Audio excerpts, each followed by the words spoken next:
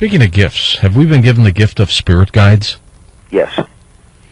And we don't have to talk to them. Is that different from a guardian angel? Yes. All right, so what does a spirit guide do? A spirit guide is someone who may know us on a spiritual level. They may know us on an earth level, i.e., somebody known to us or should have been known as a grandparent or aunt or uncle. Or more appropriately, somebody whose rite of passage in a heavenly state is to do those things that they were good at. And what they do is they help people working on those problems of a similar nature here on the earth plane. And they do it in the same way that we get subliminal messages. And eventually, if we're open to it, it's going to affect and help us. But we can be tricked too. And to have inappropriate conversations with spirit guides isn't really necessary. My rule of thumb is if I get told something, I digest it, and then I might come back an hour later, a day later, and I might put out in prayer that whoever sent me that, thank you, if you are of God, I appreciate it, but I don't do the back and forth conversation. That way things get done, and I can't be tricked. Because people really fall in love with the fact that they talk to spirits. But in fact, the easiest spirit to talk to, and I'm not talking evil here, that's another thing, and that can happen, of course. It's going to be that aunt that was so judgmental. She always had to put her that surreptitious aunt, always had to put her nose in everybody's business. Well, she's doing the same thing, only she's in spirit now. And she wants to be a guide, and she wants to tell everybody what to do. And, she means well, but it's, there's an old expression, the road to hell is lined with bricks of good intentions. And we don't always want whoever comes in first, the easiest person.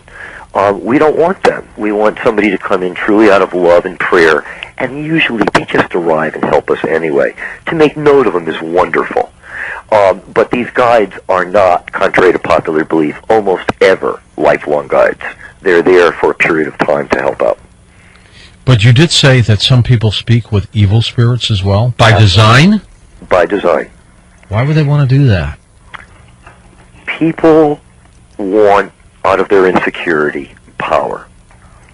And if they feel they can do something that someone else can't, if they're privy to some kind of information that someone else isn't, they feel secure. They feel better. They feel they have something over the next guy. It's part of that animal in us that we have to always tone down. We have to let our spirit sometimes talk to our animal, our animal nature, because our spiritual nature is really who we are.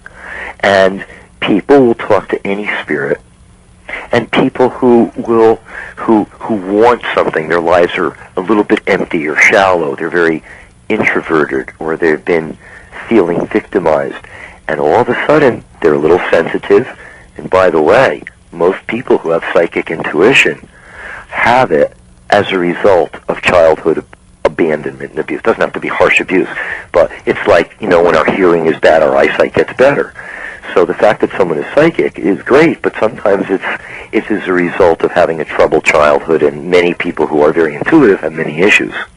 So are they in a position to give advice? I don't know, but they are in a position sometimes, certainly equal to the rest of us, if not more so, to feel something special. Their life now finally has meaning. They finally can do something someone else can't.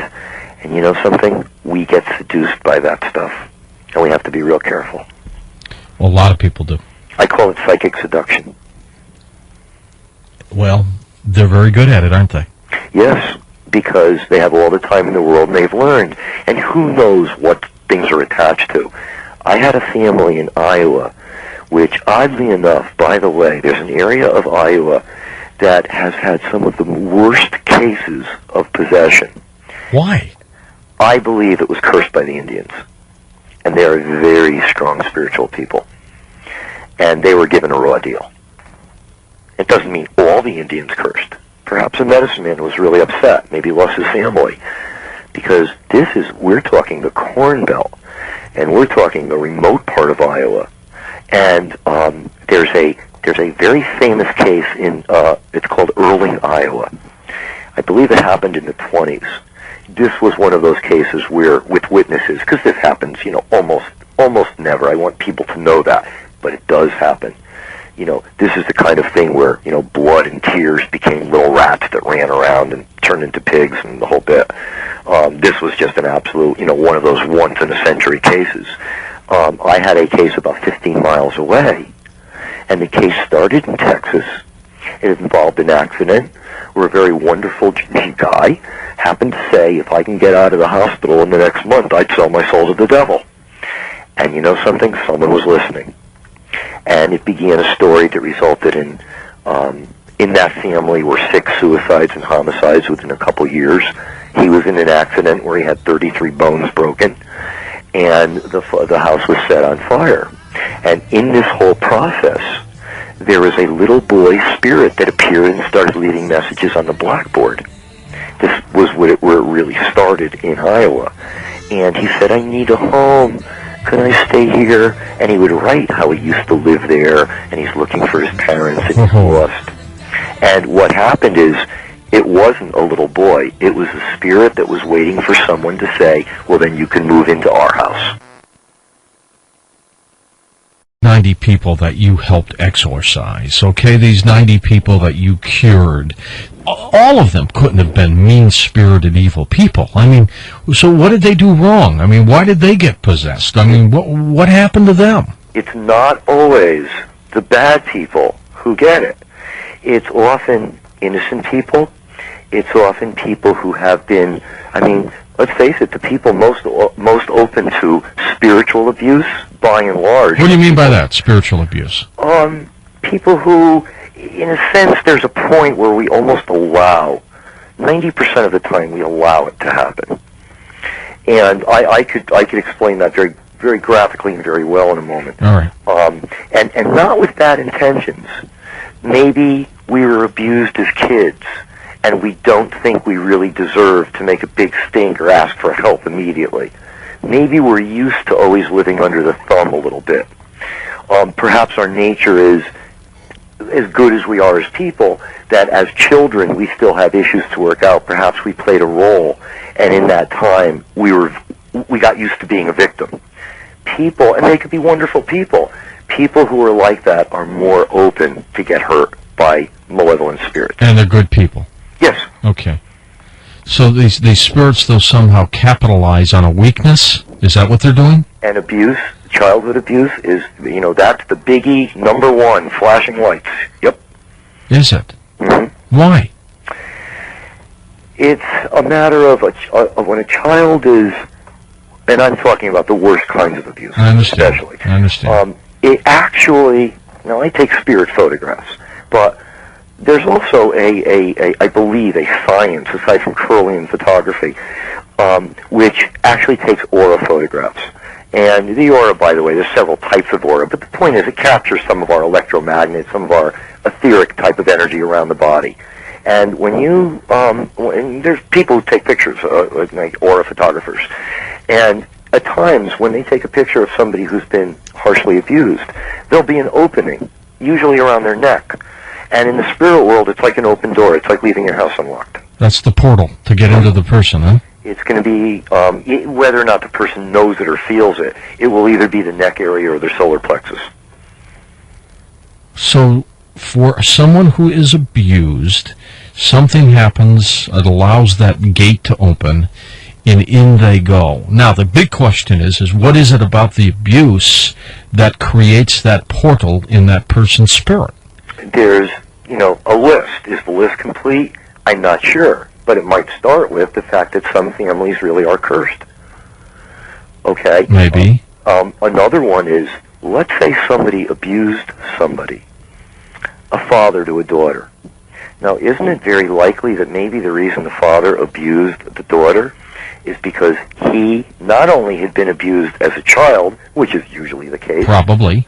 But he also may in fact be being abused spiritually right now. He might be an alcoholic, and when he drinks, these very vicious people who are not crossed over, Okay, they're hanging around. They still want to drink booze and get crazy. And they can do whatever they want now because they don't have to account to anyone. Well, he gets really drunk. Perhaps he's in an angry mood. Where do they go? Into him. He comes home, and he does things he would never do sober. That's one way. I mean, I'm giving you a little piece of the list. Right. You know, alcohol is a real good trick there. A real good, you know. Could that also be a cop-out for somebody who just can't control himself? Also, yeah. Yes. All right. And in effect, the effect in a sense is the same. You know, if somebody's taking a responsibility or not taking responsibility at all. Well, then do you find that most people with weaker personalities are more apt to get possessed by evil spirits than someone who's more strong-minded? One of my favorite sayings is, to get influenced, no. To get possessed, yes. Evil spirits are connected to a consciousness like all of us. They have access to information. You're playing with something second only to God. So sometimes it doesn't have to possess somebody to make them do evil. And I made a little promise to God in the last 24 hours. I think some of it had to do with being on the show here. And what it was about was something that I need to speak out about. Not personally attacking anyone, but it is these shows that are portraying exorcists as people marketing and showing clips and exorcising 100 people in an auditorium. This is such a convoluting the whole idea of the severity of the problem. And we've all seen these clips. And the fact that you don't just say a name, that's magical thinking. You don't always win an exorcism. And I don't know what these people are doing, but I'll tell you something. I think they're doing so much more harm than they're doing good that they're not going to get bothered.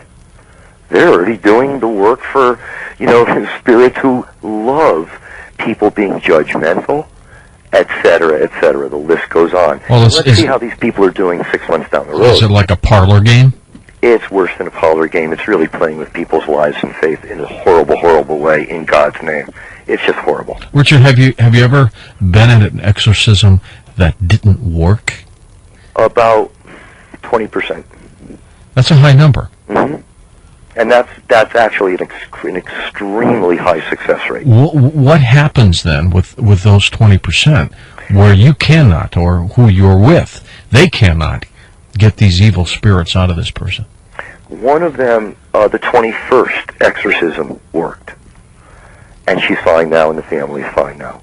And this was as vicious a case. Before this was as popular as it was, I remember watching this woman vaguely on a talk show before I ever got involved. We're talking mid-'80s here. And she was finally exorcised the 21st time. I believe it was 1999.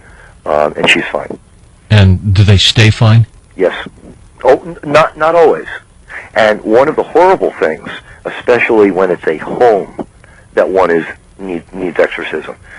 Okay, and I'm saying exorcism as opposed to blessing because I think a lot of times the word is very significant and it's a great tool. But to talk about, you know, if somebody comes in and says a prayer, that's not an exorcism. If somebody is really making something leave and is going to no ends to make sure that that thing is divided from the family, then I would call that an exorcism, yes. And it's not supposed to work all the time because then people would run around feeling they have impunity. They can do whatever they want. They can play with a Ouija board. If something happens, they can go to the neighborhood priest and get an exorcism.